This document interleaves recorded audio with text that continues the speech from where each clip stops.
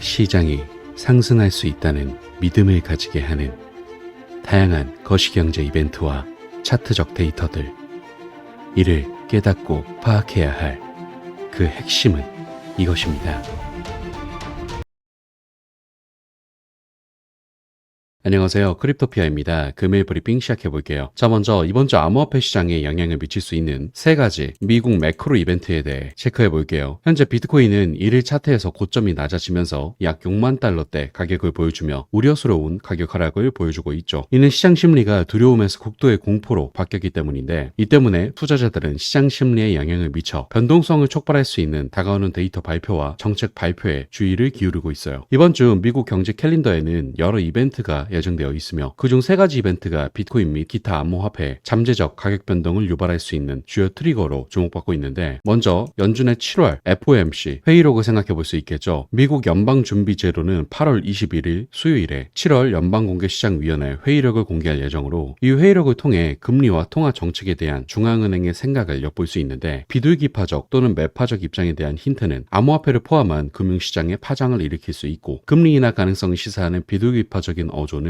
비트코인 같은 자산의 리스크를 높일 수 있으며, 매파적인 오전은 매도세로 이어질 수 있죠. 이에 암호화폐 관련 매체 10X 리서치의 데이터에 따르면 거시경제가 암호화폐에 미치는 영향이 제기되면서 비트코인 가격과 인플레이션 추세 사이에 강한 상관관계가 있는 것으로 나타났거든요. 현재 연준은 시장 기대에 따라 금리를 5.25%에서 5.50%로 안정적으로 유지했고, 지난주 미국 소비자 물가지수 인플레이션 데이터 이후 트레이더들은 9월에 25bp 금리 인하를 완전히 가격에 반영했습니다. 또한 24.5%의 확률로 50베이시스 포인트 인하를 예상하고 있는데, 선물은 2024년 말까지 90bp 이상 인하할 것으로 내다보고 있죠. 다음으로 시장은 목요일에 발표되는 주간 신규 실업수당 청구 건수도 기대하고 있거든요. 미국 노동통계국은 이 데이터를 사용하여 노동시장의 건정성에 대한 스냅샷을 제공하고 투자 심리에 영향을 줄 수 있는데, 예상보다 낮은 실업수당 청구 건수는 경기 호조를 의미할 수 있으며, 잠재적으로 암호화폐와 같은 위험 자산으로 투자자를 유도할 수 있죠. 반대로 실업수당 청구 건수가 늘어나면 경기 둔화에 대한 우려를 불러일으켜 안전자산으로의 도피와 비트코인 및 암호화폐 가격 하락으로 이어질 수 있는데, 돌이켜보면 암호화폐와 광범위한 금융시장 모두 예상보다 부진한 미국 경제지표, 특히 실망스러운 7월 고용보고서로 인해 한 달을 시작하면서 격동적인 시기를 보냈었는데, 이로 인해 경기 침체 가능성에 대한 우려가 커지면서 시장 변동성이 크게 확대되었었죠. 특히 일본 엔화와 같은 전통적인 안전자산이 8월 초 상승분을 일부 포기하는 등 이런 우려가 완화되기 시작했고, 8월 22일 목요일에 발표되는 경제지표가 예상치를 밑돌면 투자자들이 다시 위험 자산으로 이동하면서 비트코인이 수혜를 볼 수 있을 것으로 예상되오니 이 점 참고하시기 바라고요. 마지막으로 잭슨홀 리트리트에서 제롬 파월의 연설을 생각해 볼 수 있겠죠. 현재 시장 투자자들은 제롬 파월 연준 의장의 금요일 잭슨홀 경제정책 연설도 기대하고 있는 상황인데, 작년 잭슨홀 경제 심포지엄의 연설 제목은 인플레이션 그리고 진보와 앞으로의 길이었거든요. 그는 정책 입안자들이 인플레이션이 2%로 지속 가능하게 하락할 것이라는 확신이 들 때까지 금리를 제한적인 수준에서 유지할 준비가 되어 있다고 말했었는데, 2023년과 마찬가지로 금요일 이벤트는 시장 투자자들의 관심을 끌 것으로 보이는 상태로, 파월은 정책 입안자들이 데이터를 기반으로 다음 금리 움직임을 결정하기로 약속함에 따라 시장 가격을 지지하거나 뒤로 미루겠죠. 따라서 경제 상황, 인플레이션, 통화 정책에 대한 파월 의장의 발언이 시장 기대에 영향을 줄 수 있고, 특히 비트코인과 암호화폐 가격 방향에 영향을 미칠 수 있는 향후 금리 결정에 대한 단서가 있는지 주의 깊게 살펴봐야 할 것으로 보이니 이 점 참고하시기 바라고요. 다음으로 온체인 지표도 같이 살펴보자면, 현재 비트코인 장기 매수자가 4년 만에 최고치를 기록한 것으로 보이고 있거든요. 관련 자료를 분석해보면 7월 22일 이후 비트코인의 장기 보유자 순 포지션 변동이 증가하고 있는데, 현재 장기 보유자는 33만 4,358 BTC를 구매한 상태예요. 이를 현재 비트코인 가격으로 환산하면 거의 200억 달러에 달하는 가치인데, 이렇게 많은 양의 비트코인을 구매했다는 것은 보유자들이 비트코인의 장기적인 잠재력에 확신을 가지고 있다는 것을 의미하므로, 예를 들어 보유자가 마지막으로 이러한 수치를 누적했을 때 비트코인 가격은 1만 300달러를 기록했던 2020년이었고, 같은 해 말에는 2만 8,988달러까지 상승하며 약 300%의 가격 상승률을 보였죠. 물론 이런 역사가 반복된다는 건 알 수 없지만, 장기 보유자들의 일종의 지지선을 지키고 있는 셈이기 때문에 충분히 기분 좋을 상황이라는 걸 체크할 수 있고요. 더불어 단기적으로 비트코인의 최고일자 포지션 지수 MPI도 안정적으로 보이고 있거든요. MPI는 달러로 측정한 총 채굴자 유출량과 같은 비율의 365일 이동평균의 비율인데 값이 높을수록 채굴자가 보유 코인을 꺼내서 판매하고 있다는 뜻으로 일반적으로 이는 가격 하락으로 이어지죠. 하지만 관련 자료를 분석해보면 MPI는 현재 지난주 이후 가장 낮은 수준으로 하락했어요. 이러한 최근 하락세는 채굴자들이 매도를 자제하고 있음을 나타내는 것으로 이 상태가 유지된다면 비트코인은 또 다른 하락을 피하면서 상승을 더욱 부추길 수 있죠. 따라서 결과적으로 보면 거시경제 이벤트는 물론 지켜봐야겠으나 그 밖에 온체인 지표들은 긍정적인 모습을 보여주며 시장의 재상승에 기대감을 가질 수 있다는 점 체크하시기 바라고요. 다음으로 리플 소식 살펴볼게요. 최근 리플과 SEC의 소송 관련 문서가 법원에서 재발견되면서 XRP와 관련된 리플 사업에 대한 새로운 정보가 드러났거든요. 해당 문서에 따르면 리플이 상업거래에서 다양한 상대방에게 XRP를 전송하는 조건을 계략적으로 설명한 구체적인 계약 건수가 1,700건에 달한다는 소식이 전해졌어요. 그리고 이러한 계약은 4가지 주요 그룹으로 분류되어 첫째는 리플이 XRP를 상대방에게 직접 이체한 계약으로 구성되고 둘째는 상대방이 거래 플랫폼을 통해 리플을 대신하여 XRP를 판매하기로 동의한 계약이 포함되며 셋째는 리플이 XRP를 사용하여 상대방이 제공한 서비스에 대해 지불한 계약으로 구성되고 마지막 넷째는 처음 3가지 범주에 속하지 않는 계약을 포함하는 잡다한 그룹으로 나눠져 있어요. 그리고 이에 대해 리플의 CTO 데이비드 슈워츠 역시도 이러한 분류로 미루어 볼 때 리플이 XRP의 가치에 영향을 미치거나 투자자에게 이익을 분배할 수 있는 판매 후 조치를 취하도록 요구하는 조항이 포함되어 있지 않다고 생각한다고 말했고 법원이 이 증언을 유지하도록 허용하면서 XRP의 법적 지위는 굳건히 지켜지고 있다고 보시면 돼요. 더불어 이 1,700건의 계약이 리플이 주요 금융기관들에게 꾸준한 채택을 받고 있다는 데이터이기 때문에 SEC와의 소송이 끝나고 있는 지금 이러한 생태계 파트너십이 본격적으로 탄력받아 XRP의 시세 상승을 이끌 수 있다는 것 역시도 기분 좋게 체크하시라는 점 강조드리고요. 금일 브리핑은 마무리하도록 할게요. 마지막으로 영상 하단의 고정 댓글 보시면 이런 시장의 다양한 관점들에 대해 교류할 수 있는 소통방 링크 있으니까 많은 참여 부탁드릴게요. 감사합니다.